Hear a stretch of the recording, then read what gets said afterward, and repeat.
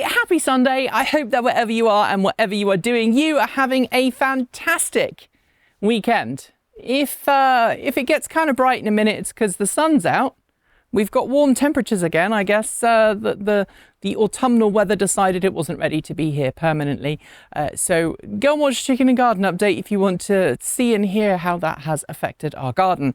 But today, as we are at the end of August, I've been thinking a little bit about trips, right? So trips that we might want to take places for the last summer holiday of the year, or whether that is a week away with family and friends, whether that's just a day trip for a bank holiday. There you go, the sun just came out. So the day I'm recording this, which is the Tuesday before you watch it, we had in the UK, there was a bank holiday. So a day where technically those who are not in shopping kind of retail jobs and those who are not in service industry and those who are not, essential workers, very often will get the day off for whatever reason. So if you work in an office, you'll get the day off. It's very similar in terms of style to, official public holidays in the US. People like to celebrate the end of the summer and they'll take one final trip with the kids before the kids go back to school at the start of September, because in the UK, kids go back to school at the start of September, usually, rather than the end of August. Although if you're in Scotland, Scottish kids go back a little bit earlier, in the last week of August. At least they used to when I lived in the UK. Things may have changed by now. But it got me thinking about, little day trips and travel and where we might want to go, and the impact of whether it's the last summer bank holiday in the UK, whether it's Labor Day in the US, which is coming up tomorrow if you're watching this the day it's released, and the impact of that on roads, the impact of that on airports, on air travel, and the impact on rail. And I've been thinking a lot lately about the amount of money that we don't spend collectively as a globe on rail travel. I think rail travel is, for most countries, incredibly underinvested and incredibly undersupported. I know that some rail services around the world only exist because of government subsidies and wouldn't be able to make a profit.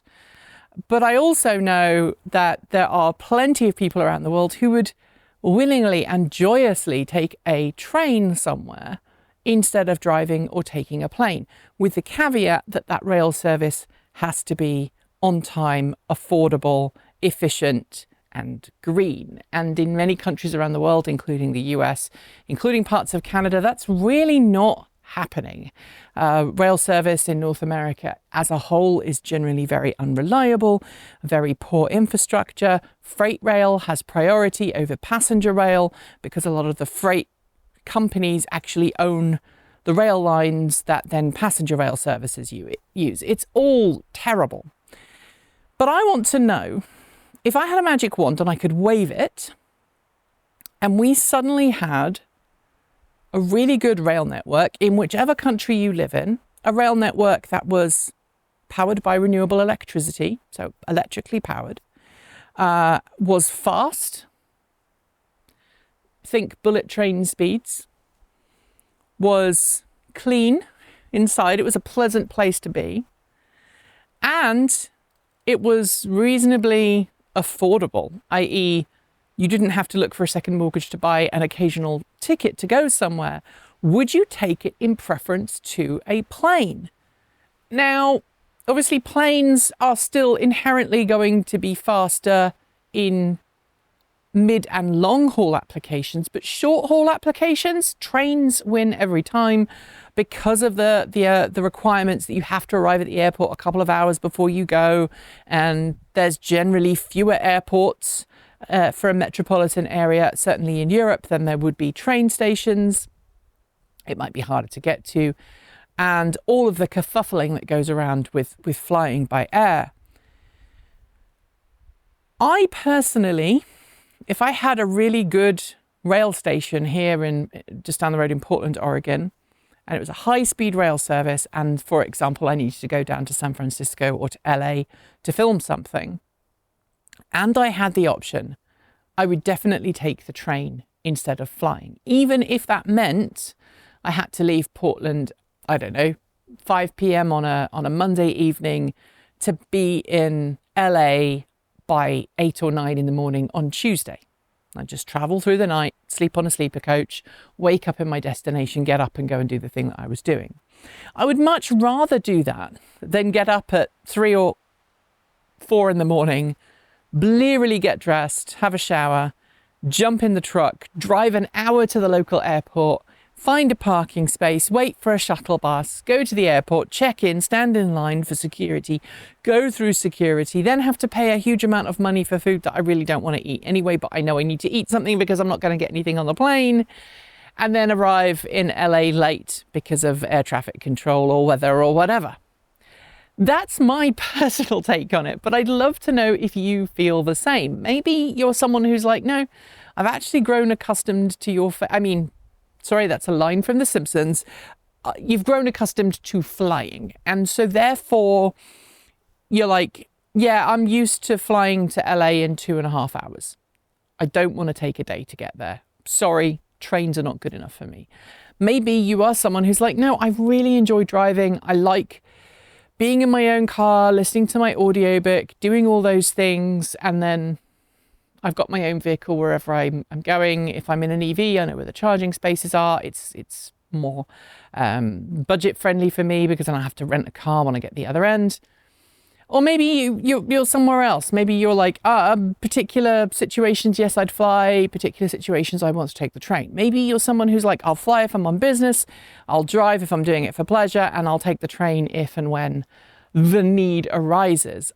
I had this conversation with you all earlier this year when my wife was commuting to and from a client in Seattle. Sometimes she took the train, sometimes she drove, and sometimes she flew.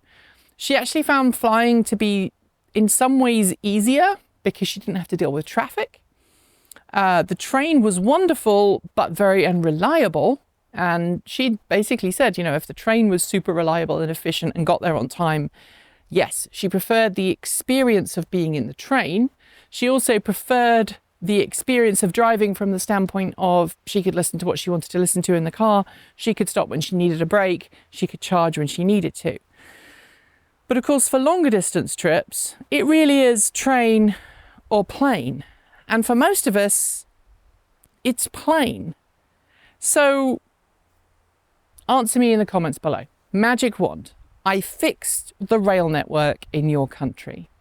Would you still want to fly? Or would you be rather a lot happier taking a train? I know which one I'd prefer. Train every day. Tell me your thoughts in the down below.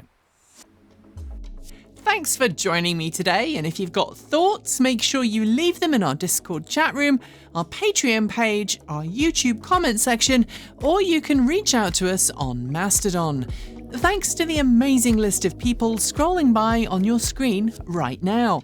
They are some of the more than 1,500 people who help make this channel possible through Patreon and YouTube, covering our bills, paying our team, and making sure that we can remain 100% independent. If you'd like to join them and see your name listed here, just follow the links below. There are a range of different tiers you can sign up for from as little as $1 a month, or if you pay yearly, around $10.08 a year. A massive welcome to our newest supporters, Bree Crockford, CAP, Christian Balal, Everything on a Buy Bagel, Pidge Eon, and Brett Chandler. To join the list and get your shout out, become a paid Patreon member for your moment of fame. If you'd like to support us with a one-off donation, you'll find links below for Ko-fi and Bitcoin donations, and we even have a good old-fashioned PO box you can reach us at, the address for which you'll also find below. And if you're in need of some swag, do check out our swag store in the down below. We've got some fantastic content coming right up, so make sure you're subscribed on PeerTube or YouTube, and we'll see you soon. As a reminder, we make new videos every Monday, Wednesday, Friday, Saturday, and Sunday. If you want more, the almighty algorithm thinks you might enjoy this video, but what does it know? We think this one is also well worth a look. See you soon, and as always, keep evolving.